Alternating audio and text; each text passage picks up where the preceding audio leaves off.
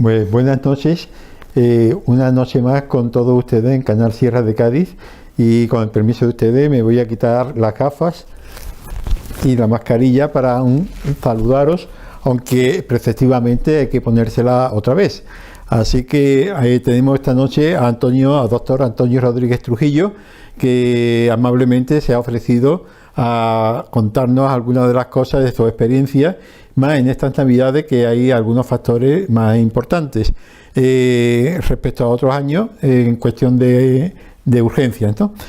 Nos ponemos ya, Antonio, si te parece. Bueno, saludos, sí. Si quieres a... Hola, ¿qué hay? Buenas noches a todos los espectadores. Y nada, vamos a hablar, como bien dices, de algunos aspectos que atañen a las navidades en relación con las urgencias. Pues bien, una de las urgencias, entre comillas, es la que puede producirse cuando se empañan los cristales, así que me los voy a quitar como hicimos en el programa anterior, los vamos a poner por aquí. Y vamos a hablar con Antonio de una situación muy frecuente en otros años, pero quizá también en este puede darse el caso de los accidentes debido al alcoholismo. Ya en el programa anterior Antonio nos explicó qué hacer y qué no hacer ante un accidente de tráfico. Pero con el alcohol, las bebidas alcohólicas, en la época de Navidades hay que tener una especial precaución, no solamente por los accidentes, sino también por las intoxicaciones. ¿Qué nos puede decir respecto a esto, Antonio? Efectivamente, Antonio. Bueno, no solamente en Navidades el alcohol es perjudicial y peligroso, sobre todo a la hora de conducir, en cualquier época del año. Lo que pasa es que en Navidad es verdad que, bueno, nos reunimos con la familia, con los amigos, aunque este año va a ser un poco especial, pero no deja de ser importante. Entonces son fiestas en las que se suele abusar del alcohol, se suele beber más de lo normal. Como bien decía el cantante Stevie Wonder en los años 80, si bebes, no conduzcas. En aquella campaña se hacía muchísimo hincapié al peligro que tiene conducir bebido. ¿Qué pasa? Cuando nosotros bebemos alcohol, nuestro cuerpo cambia. Nuestro cuerpo cambia y hay una serie de circunstancias, de sensibilidades que cambian en nosotros. Por ejemplo, la visión. Nosotros cuando estamos conduciendo, la visión se altera. No es igual que cuando estamos sobrios. Entonces, la alteración esta de la visión influye muchísimo a la hora de conducir. ¿Cómo? Pues, por ejemplo, disminuyen también los reflejos.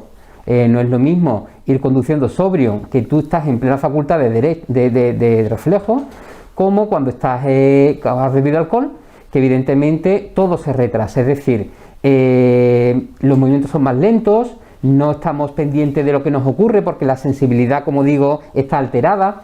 Y los accidentes, como todos sabemos, ocurren en cuestión de segundos. En cualquier momento que vamos conduciendo, cualquier objeto, una pelota de un niño, cualquier persona se puede cruzar en la calle y tenemos que reaccionar en segundos. Los accidentes ocurren en segundos.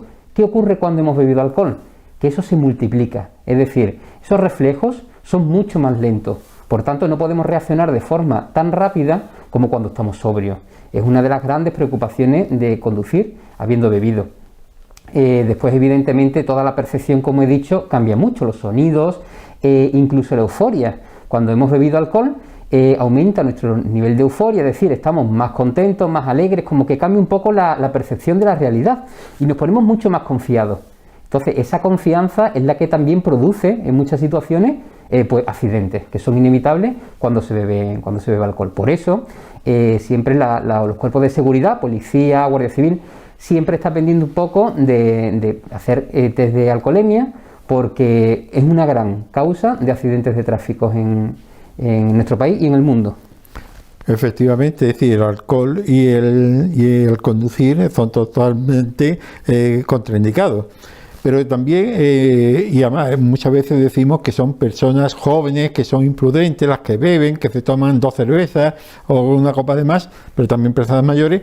Pero es que también en personas ya de cierta edad, que es más frecuente las enfermedades crónicas, el alcohol en esta época del año, que a lo mejor se toma que si el champán, que si la copita de anís, que si esto, que si lo otro, te toma también más bebidas alcohólicas que habitualmente, y a algunas personas con enfermedades crónicas les puede agravar su enfermedad, o que están tomando medicamentos para esas enfermedades, ¿no, Antonio? Exactamente. Como bien dice, hay ciertas personas, sobre todo personas a partir de una edad, que toman mucha medicación, por ejemplo, para la tensión, para el azúcar, la diabetes, en las que el alcohol es más peligroso todavía. Personas, por ejemplo, diabéticas tienen que tener muchísimo cuidado con el alcohol, porque el alcohol puede bajarle el azúcar. Entonces, una persona que va conduciendo y aparte ya de los mismos efectos del alcohol, tiene una bajada de azúcar, bueno, es una bomba en el coche, es una bomba en el coche. Entonces, hay que tener muchísimo cuidado. Como bien dice, muchos medicamentos también hacen que los niveles de alcohol se alteren, nos afecte más, nos volvemos más sensibles al alcohol y hay que tener también muchísimo cuidado. Ya no solamente el alcohol, antes comentaba la gente joven, nosotros en la ambulancia hemos tenido muchísimas veces avisos por accidentes de tráfico de gente joven y aparte del alcohol hay implicada muchísimos otros tipos de drogas, marihuana, cocaína, todo eso altera muchísimo la percepción. Los chicos jóvenes van conduciendo bajo los efectos de las drogas, piensan que ellos controlan, que es todo muy seguro y sin embargo es todo lo contrario. Por tanto, la recomendación desde aquí siempre es que en un grupo de amigos, cuando han bebido alcohol, pues que siempre conduzca la persona que no ha bebido nada de alcohol. Es lo más seguro y lo que siempre indicamos. Porque es que además las intoxicaciones etílicas en estos días de fiesta, bueno, esperemos que este año con la limitación de la movilidad no sea tan intensa, pero las intoxicaciones etílicas y hasta el coma etílico en gente joven suele ser más frecuente en esta fecha, ¿no, Antonio? Efectivamente, yo bueno, he hecho muchas guardias, días 25 de diciembre, 31 de diciembre, fiestas muy proclives a que bueno, todo el mundo se desmadra un poco, ¿no? Y en cotillones y demás. Bueno, yo he visto muchos comas etílicos en personas jóvenes, comas etílicos que a veces pueden tener repercusiones muy graves, como digo, en alteraciones del azúcar en las personas que pueden incluso llegar a morirse. Personas, chicos jóvenes, que por comas etílicos han estado en UCI incluso. Por tanto, eso de la típica borrachera de los amigos, de bueno, vamos a emborracharnos y te quedas durmiendo a la mona, hay que tener mucho cuidado, porque además son épocas donde hay mucho frío. Y el frío, cuando un chico tiene un coma etílico, se cae al suelo, se queda inconsciente, ese cuerpo se enfría más todavía, además del frío propio de estas épocas. Y entonces eso conlleva a un descenso del metabolismo, es decir, cambia el cuerpo de forma que todo se vuelve más sensible y el riesgo de enfermedades graves, incluso de muerte, es muy fuerte, es inminente. Respecto a lo que comentabas antes, Antonio, del efecto que hace el alcohol, las bebidas alcohólicas en personas que toman medicamentos, hay una situación que muchas veces pasa desapercibida. Se hace mucho hincapié en que los diabéticos que toman medicación para controlar el azúcar, pues le puede producir bajadas de azúcar. Pero es que también, por ejemplo, las personas que toman medicamentos para trastornos de ansiedad, de estrés, que son ansiolíticos, que son pastillas para tranquilizar, potencian los efectos, pero después hay otros medicamentos que no se les da tanta importancia con el alcohol y que son medicamentos que llevan efedrina, que son, por ejemplo, sustancias que en los resfriados, en los jarabes para los resfriados, las pastillas para los resfriados, que parece una cosa que no tiene importancia estas pastillas, que son para aliviar síntomas, pero que sin embargo también el alcohol, las bebidas alcohólicas potencian ciertas sustancias que pueden provocar graves accidentes en estos medicamentos que parece que son simples, ¿no? Sí, efectivamente, Antonio. En esta época de Navidad, bueno, pues siempre están los típicos resfriados. Las personas toman jarabes para la tos, jarabes para el moco, para la mucosidad, para la nariz, la sinusitis. Estos medicamentos, como bien dice, tienen unos principios activos, unas sustancias que mezcladas con el alcohol potencian sus efectos o alteran sus efectos y pueden producir, por ejemplo, mucha somnolencia. Por tanto, si vamos conduciendo con el efecto de estos medicamentos mezclados con alcohol y aumenta la somnolencia, es decir, produce más sueño, el riesgo ya de accidentes que ya se multiplica exponencialmente. Para los sprays para la nariz, para los resfriados, ¿verdad? Efectivamente, es que cualquier resfriado, o sea, cualquier jarabe para resfriado puede tener este tipo de sustancias, como bien decías. Entonces parecen que son jarabes, bueno, muy simples, jarabes que son inocuos, es decir, que no producen ningún efecto importante, pero mezclados con el alcohol pueden ser muy contraproducentes. Ya ha puesto ya en el invierno los resfriados y demás. Bueno, decir simplemente que está el paracetamol tan utilizado para dolor de cabeza, para dolores de todos los tipos, mezclado con alcohol, es una bomba, es una bomba para el hígado. Bueno, pero independientemente de esto, ahora en Navidades, bueno, en la época de frío, hay una situación también muy peligrosa, que son las intoxicaciones por monóxido de carbono. Monóxido de carbono, que como todos sabemos, es un gas que que no tiene color, que no tiene sabor, que pasa desapercibido, es como el aire, pero que está ahí, y es lo que siempre se le ha dicho, se ha tufado. Una persona estaba en una chimenea y ha aparecido muerto unos muchachos tufados. Estaba con la copita de brasero y dos ancianos se la pusieron la copita en el dormitorio para combatir el frío y han muerto tufados. El tufo, esto que anda cuando el brasero o la chimenea funcionan mal, provoca muchos accidentes. ¿Qué prevención o qué circunstancias crees tú que deberían evitarse en esta situación, Antonio? Sí, efectivamente. Nosotros precisamente el año pasado dio la casualidad que vimos varios casos en las urgencias de personas que se intoxicaron, se atufaron con el monóxido de carbono. El monóxido de carbono es un gas muy tóxico, que se produce, como bien decías antes, pues por el tema de humos de chimenea, incluso a lo mejor algún infernillo que salga el gas, y no se detecta en principio. Antiguamente, ya no tanto, pero las copas de picón eran muy frecuentes, desprendían ese gas, ese monóxido de carbono. ¿Qué ocurre? Pues la persona se va intoxicando poco a poco, no se da cuenta. Le va entrando como un poquito de sueño, que a veces lo interpreta como el calorcito de la chimenea, el calorcito de la copita de picón, pero en realidad lo que está haciendo es intoxicándose. No se pone uno de repente muy malo, y entonces si te pones muy malo de repente tiendes a huir y a salir. Lo que pasa aquí es que te vas intoxicando poco a poco, te entra ese sueño, esa morriña, te quedas dormido y hay personas que, bueno, hemos visto varios casos de muerte en esos casos. ¿Qué había que hacer, como bien decía? Bueno, tener mucha precaución de que siempre que hay una chimenea encendida, una copa de picón, tiene que haber buena ventilación, porque ese gas se puede acumular en la habitación. Entonces tenemos que tener un poco las ventanas abiertas, una puerta siempre abierta, de forma que ese gas puede salir por ahí. Como con el COVID. Efectivamente, igual que con el COVID. Todos los ambientes cerrados siempre son proclives a que se concentren virus, bacterias y por supuesto el humo.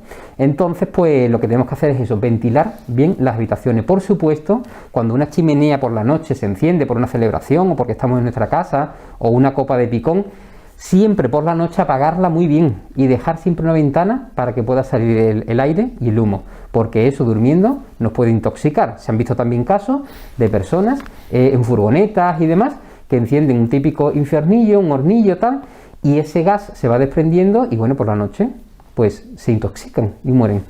Efectivamente, recordar que el humo es muy tóxico porque lleva muchas sustancias, pero que este gas que va asociado al humo no tiene olor. A veces no hay humo y está uno tan tranquilo con la chimenea, está tan tranquilo con la copa y sin embargo, aunque no haya humo, el gas está aquí, es como el aire, es que no huele, es inodoro y entonces pasa desapercibido. Así que mucho cuidado y respecto al tratamiento, si una persona, un familiar va a casa de unos padres, yo voy a casa de mis padres o alguien va a casa de un amigo y ve que están allí alguien tumbado en el suelo, el otro que se ve que aquello no responde bien, y está la chimenea o hay una estufa de butano de estas antiguas encendidas y se sospecha, aunque no huela, que pueden, ya que está todo cerrado, que puede haber una intoxicación por monóxido de carbono. Aquí también es de aplicación el protocolo PAS, es decir, protegerse, avisar y socorrer. Por supuesto, Antonio, puede llegar a ser una emergencia sanitaria y entonces siempre hay que avisar. Si nosotros llegamos a un sitio y nos damos cuenta de que una persona se puede estar intoxicando, lo primero que tenemos que hacer es proteger la zona. ¿Cómo protegemos? Evidentemente apagando esa chimenea, sacando esa copa de picón fuera, lo que está produciendo ese gas. Y sacar a la enferma antes que nada, ¿no? Y efectivamente, primero eso y después sacar al enfermo. Sacar al enfermo, ¿dónde? A la persona.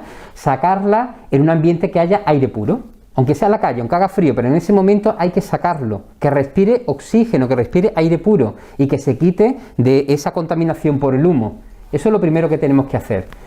Una vez que la persona empieza a respirar, puede mejorar, pero incluso así no hay que avisar inmediatamente, siempre, ¿no? Siempre hay que avisar, al 112, como dijimos en la ocasión anterior. Una persona que tenemos sospecha de que se puede estar intoxicando, aunque mejore, aunque diga, bueno, yo ya me encuentro mejor, ya respiro mejor, no nos fiaremos nunca. Es un gas muy traicionero, se une mucho a una sustancia que tenemos en la sangre y en un momento determinado podemos empezar otra vez a adormecernos y puede ser irreversible. Entonces, siempre avisar a 112 y decirlo con todas las intoxicaciones, no nos podemos fiar nunca y siempre es bueno llamar al 112.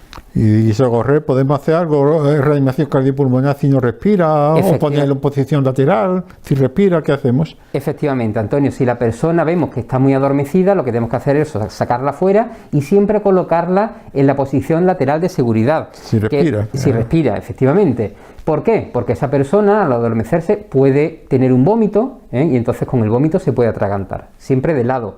En el caso de que comprobásemos que esa persona ha estado mucho tiempo inhalando, respirando ese gas, ese humo, y no tiene pulso, no respira, entonces sí habría que hacer el masaje cardíaco, las maniobras de RCP que se llaman, porque esa persona, mientras viene la asistencia sanitaria, mientras viene la ambulancia, pues estaría muerta y tendríamos que intentar resucitarla. Entonces, resumiendo, ante las sospechas de una intoxicación por monóxido de carbono, lo primero es abrir las ventanas y sacar inmediatamente a la persona que se está intoxicando al aire libre, llamar al 112 y si no respira, pues hacerle maniobras de reanimación cardiopulmonar, y si respira y está inconsciente, pues ponerlo de lado para que no se vaya a venir un vómito y se vaya a producir un atragantamiento. Pues también hay en esta época del año una situación bastante frecuente que son los incendios domésticos. ¿Por qué? Por una serie de circunstancias, la estufa, la chimenea y demás, muchos cables por medio, porque las estufas, los juegos de los niños. ¿Qué precauciones aconsejaría para evitar los incendios domésticos, los gatos que se meten debajo de la estufa? ¿Qué consejos daría en general para prevenir estos accidentes domésticos por incendio en esta época del año, que son más frecuentes, cualquier época del año, pero en esta época son muy frecuentes? Sí, precisamente, Antonio, nosotros el año pasado, por esta fecha, tuvimos en un pueblo un caso de un incendio en la casa de una persona mayor, un hombre mayor, que estaba en su estufita, no sé si era una estufa eléctrica, creo que sí, pero como bien dices, el perrito estaba por allí, se metió por debajo y la enagua de la estufa pues entró en contacto con la misma estufa y entonces salió ardiendo. El hombre, como era mayor, no pudo salir a apagar el fuego o tal, le costaba trabajo levantarse y la casa salió ardiendo, simplemente por ese hecho. Entonces, muchísima precaución con personas mayores que tienen estufas encendidas, ciertos electrodomésticos que en un momento determinado pueden arder. Muchísimo cuidado con esas personas mayores, Siempre tener una protección, tener una seguridad, los enchufes, los cables, todo, incluso un cortocircuito. Se calienta los cables. Un cable que esté en mal estado puede producir un cortocircuito, una chispa, y esa chispa en cualquier invierno que tenemos mantas por todos lados y demás, arden mucho y en cualquier momento se puede desatar un incendio. Por tanto, sobre todo la corriente eléctrica y las estufas, muchísimo cuidado siempre. Bueno, en alguna ocasión se ha visto que hasta se aprovechan las estufas para secar la ropa. Han puesto ropa húmeda que no está terminada de secar encima de la estufa, y eso es un peligro, porque aunque uno esté pendiente, en un momento dado te llaman por teléfono, sales a la calle, te traen un paquete y se te ha olvidado o te vas a la cocina y se te ha olvidado que tiene aquello, o has puesto la estufa cerca de una cortina o algo, ¿no, Antonio? Totalmente. De hecho también siempre se ha escuchado incluso en pisos de estudiantes, ¿no?, que es bastante más frecuente, el hecho de que por la noche se acuestan todos y se deja la estufa encendida. Eso es un peligro porque eso se va calentando y en un momento determinado salta la resistencia, como digo, una chispa, y arde la casa. Y no es la primera vez que en un piso de estudiantes, son personas que parece que no tienen tanta precaución, van un poco más despistados, no es la primera vez que sale ardiendo precisamente por no tener la precaución de desconectar las estufas por la noche siempre. Bien, y también en esta época del año, con el frío, son más frecuentes, como lógico, las hipotermias. Hipotermia en caso de una persona que duerme en la calle, porque hay personas, desgraciadamente, que no tienen techo donde dormir, o personas que han sufrido un accidente de tráfico, se han salido de la carretera y han caído por un arcén y nadie lo ve y van solos y mueren por hipotermia, o personas simplemente que no van bien abrigadas, se han mojado, le ha cogido la lluvia en medio del campo, hace viento y se enfrían, y puede ocurrir un grave problema, ¿no, Antonio? Totalmente. Esta época también es muy dada a hacer rutas de senderismos. El senderismo, sobre todo aquí en la Sierra de Cádiz, hay muchísimas rutas preciosas, la gente se va a hacer rutas de senderismo y es lo que tú dices, a veces no se lleva el suficiente abrigo, y el problema quizás también ahí es la lluvia. Cuando llueve y nos cala el cuerpo, el frío se intensifica muchísimo, es 2 o 3 veces más el frío y con la el sensibilidad viento, del cuerpo. ¿verdad? Exactamente, y el viento. Entonces, personas que no van bien preparadas y sobre todo cuando cae un poco la noche, empiezan a enfriarse. Y el frío es también muy traicionero. El frío puede producir muchas alteraciones en el metabolismo, en el cuerpo, puede llegar a producir arritmias, y entonces puede ser muy grave una persona que tenga una hipotermia, un enfriamiento. La arritmia, que es que el corazón se contrae no regularmente, el corazón todos saben que se contrae pom, pom, pom, pom, pom, pom. Pues en el caso de una arritmia, por ejemplo, empieza pom, pom, tu, tu, tu, tu, y eso no sirve para nada, porque se contrae tan rápido que no expulsa la sangre y pueden morir por una arritmia. La arritmia es eso, falta de ritmo. El corazón se contrae anárquicamente y parece que es una bolsa de gusano, y no le entra no da tiempo a que le entre la sangre ni a que la expulse, sino que está así como temblando, ¿no? Y puede producir la muerte, ¿verdad? Efectivamente. Una fibrilación ventricular que se llama, ¿no? Exactamente, una causa muy frecuente de muerte. Una persona que empiece a entrar en un estado de enfriamiento o hipotermia, es muy importante abrigarlo siempre, abrigarlo. A veces también es bueno dar líquidos. Bueno, como, la sospecha es porque se ponen como atontados, ¿no? Desorientados, a tiritar, ¿no? Efectivamente. Esa es la sospecha, ¿verdad? Claro, al principio una persona que entra en hipotermia o enfriamiento empieza a tiritar mucho. El cuerpo, los músculos se defienden ¿cómo? Contrayéndose para entrar en calor. Entonces, la tiritona es lo primero, es la primera señal de alarma. Y la confusión, ¿no? Efectivamente, pero después viene ya lo que se llama aletargamiento del cuerpo, es decir, pasas de estar nervioso y de tener mucho frío, el cuerpo ya se agota, se fatiga y se rinde, y entonces ya empezamos a relajarnos y parece que estamos mejor. Mira, ya se le está pasando el frío, ya está más tranquilo y mejor. Y en absoluto, eso es el segundo signo de alarma más importante todavía, y es que cuando ya nos relajamos es cuando el cuerpo está vencido, y entonces en ese momento es cuando de verdad empieza a enfriarse. Entonces es muy importante siempre abrigar, producir calor, acercarlo a un foco de calor, siempre meterlo a resguardo de que no le esté cayendo el relente por la noche, o que no le esté cayendo el frío, la humedad, la lluvia, y siempre abrigarlo, y alguna bebida templada para ir también calentando un poco el interior del organismo. En estos casos, yo la experiencia que he tenido es que hay muchos bulos. Hay muchos bulos en el sentido de que una persona que a lo mejor no tiene experiencia en senderismo, que viene de la ciudad, y porque aquí se sabe que la noche llega rápidamente. Es decir, que a lo mejor a las 5 de la tarde es de día, y a las 6 ya es casi de noche, y te ha cogido en medio de la sierra y te pierdes. Yo he visto casos de senderistas por Grazalema que se han perdido y claro, no van bien preparados, y mientras llegan los bomberos y demás, pues cogen frío y cogen enfriamiento. Entonces uno dice, dale algo, una bebida alcohólica, dale un poquito de coñac, dale un poquito de anís. El otro, ponle bolsa de agua caliente. Son cosas contraindicadas. Tú no le puedes... Sí, hay que tomar bebidas que estén calentitas, pero que entren dentro del cuerpo, pero no por fuera, porque si no dilata los vasos sanguíneos, el alcohol y las cosas calientes que tú le pones por fuera, o lo pones muy cerca de una estufa que se calienta por fuera, se dilatan los vasos, y lo que hace, al llegar más sangre aquí a la superficie, pierde más calor.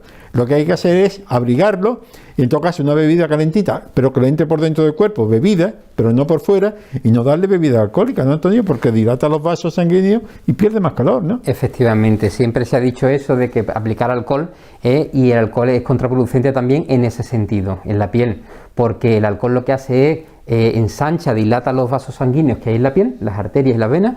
¿Qué pasa? Pues que así se pierde más calor todavía.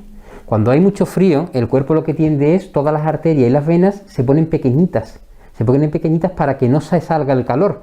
Pero si nosotros con el alcohol la dilatamos, estamos haciendo lo contrario, se pierde más calor todavía. Por tanto, nunca aplicar calor ni cualquier tipo de líquido. Siempre es un abrigo seco, una manta, una toalla, algo que tengamos calentito, y evidentemente siempre eso, una bebida que no sea alcohol, alguna infusión templada, tampoco caliente, pero templada, para que el cuerpo también vaya entrando poco a poco en ese calor. También es muy importante, comentábamos anteriormente, llamar al 112. Eso pueden ser también emergencias. Personas que hayan estado mucho tiempo expuestas a bajas temperaturas, hay que tener la precaución de llamar siempre al 112, porque a la larga o a medio plazo esa persona puede ponerse muy mala y pues una situación muy grave. Claro, es que parece ser que las pérdidas de calor solamente se producen cuando hace mucho frío, pero es que puede ocurrir en pleno primavera o verano, por las noches frescas, una persona con la ropa mojada porque haya tenido un accidente, o personas que estaban o personas que han caído a un charco en invierno o en primavera y la ropa mojada.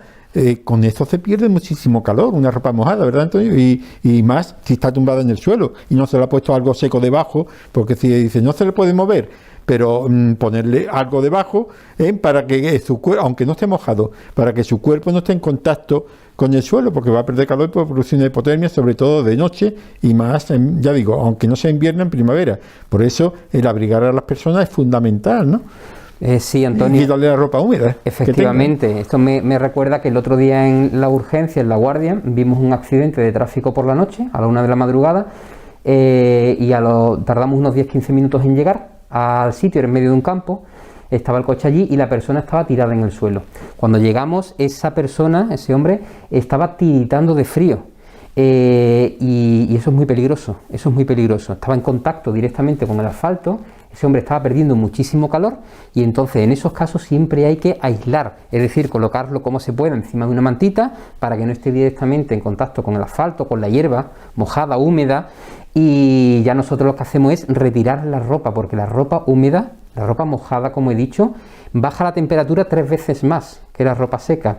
Y es lo importante, cuando vayamos a hacer una ruta de senderismo y llueva y tengamos la ropa empapada, intentar quitárnoslos todos, llevar siempre una muda en la mochila, porque el frío baja muchísimo la temperatura, pero si está mojado, más todavía. Pues muy bien, Antonio, ha sido un placer tenerte de nuevo aquí en esta Escuela de Salud con la sanidad para toda la Sierra de Cádiz, y te emplazamos para que en otra ocasión que tengas oportunidad de venir por aquí, pues aprovechar tus conocimientos para el bien de todos. Muy bien, pues es un placer estar aquí con vosotros. No podemos quitar. Sí, y por supuesto, pues nada, un saludo muy fuerte a los espectadores y esperamos que les sirva de ayuda y que estas navidades, pues aparte de pasárselo bien en familia, pues tengan esas precauciones sanitarias. Bueno, pues nada, lo mismo le deseo a todos, que tengan muy felices fiestas de Navidad, de Nochevieja, Reyes, de todo, y que esta pandemia de COVID pase ya de una vez y que volvamos a tener una vida saludable, como todo deseo. Nos volvemos a poner la mascarilla y un cordial saludo. Un saludo.